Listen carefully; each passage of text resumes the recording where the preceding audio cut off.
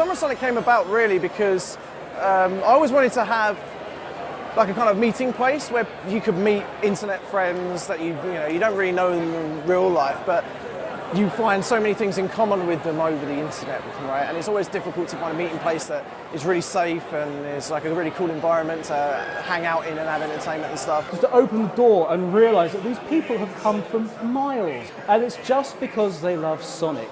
And for no other reason. There's this blue hedgehog character who Sega created back in 1991, who has become a part of their lives to such an extent that they would travel all manner of miles just to meet other people who love Sonic. And a lot of the fans actually come to Summer of Sonic not because of the guests, not because of the games that they may be showing, but simply to meet other fans they haven't met before, fans they've talked to online, fans they haven't seen for a couple of years or haven't seen since the last Summer of Sonic. And it's that about Summer of Sonic that appeals most, not just to me, but to actually, I think, you'll find all the staff. From 4 years ago, having a very small event, to 3 years later, effectively sort of getting the attention of Takeshi Iizuka and Yuji Naka, who are the creators and the head of Sonic team, are here at this event. They're here right now. They'll be meeting the fans downstairs in a matter of minutes to sign and to chat to them. And I think to a lot of people, this is sort of their lives have been leading up to this moment to shake hands with the creator of the franchise. That is really a big part of their lives. I mean, it does affect a lot of what they do in their lives, from what music's on their iPod to sort of what t-shirts they wear out in the street on the day. So this is going to be a big day for a lot of people. We've also got the sound director of the Sonic series, Mr. Jun Sonoi, and a lot of people are very big fans of him. He's just really engages with the crowd and stuff.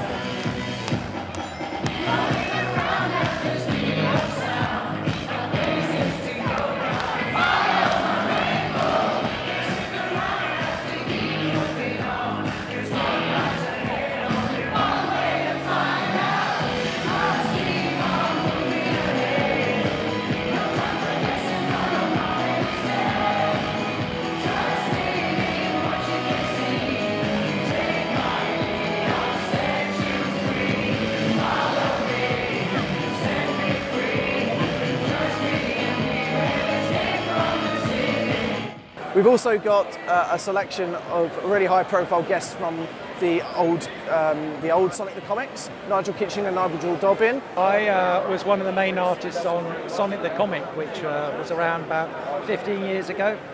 So I was drawing mainly Knuckles strips for that, and then went on to draw strips that featured Amy and Techno and the occasional Sonic strip, but mainly working on Knuckles. My first issue was number 4. And it was a gradual start. It took a while to get a feel for the character. In fact, I remember thinking after my third script, I had nothing to say about Sonic at all. I had no ideas. I had nowhere to go with this thing at all. And I went home and it all kind of changed. We brought in Robotnik as Dictator, the Freedom Fighters idea, and it just kind of went from there. Sonic was the cornerstone of my childhood gaming life. I always loved Sonic. I used to draw him, I used to remix the tracks in the games.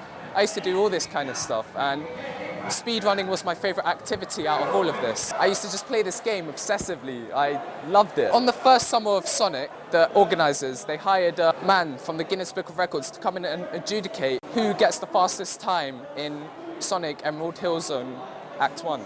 I was pretty consistent in getting 21, 22 seconds on my bad runs, and it just so happened that I got 20, which completely boggled my mind at the time. I couldn't believe it. The feeling at the point which I broke the record, the day was over and I received my award, was pure elation. The Guinness Book of Records actually came out about 3 months later after the convention, and I got it, and I saw my name, page 172 on the 2009 version. It was a pretty good feeling. The first time I sort of interacted with Sonic was, I remember walking into a department store when I was 5 years old, and there was a demo of Sonic 1 on one of the TVs, and my parents let me play it, and ever since then I've been completely immersed in the Sonic world. It just totally mesmerised me. I think what resonates so well with Sonic is it's just a communal thing. Everybody has the same sort of mindset. We're all gathered here under one roof for the same love of the same hedgehog, you know? And it's just a wonderful community feeling. You don't get this anywhere else. I've been collecting Sonic merchandise for a number of years now. From plushies to figures to books to CDs, there's a little something for everybody that wants to collect merchandise in the Sonic fandom. Personally, I prefer to collect plushies, and the prices of some of them, it's crazy. I mean, you can get plushies for as cheap as £1, you know, for the basic English ones, up to around, I think the most I've ever spent on a plush was £350 for a Sonic Adventure 2 Rouge. You just want to own those things in your hands that your favourite artists have created, because it's just so personal to you, you know?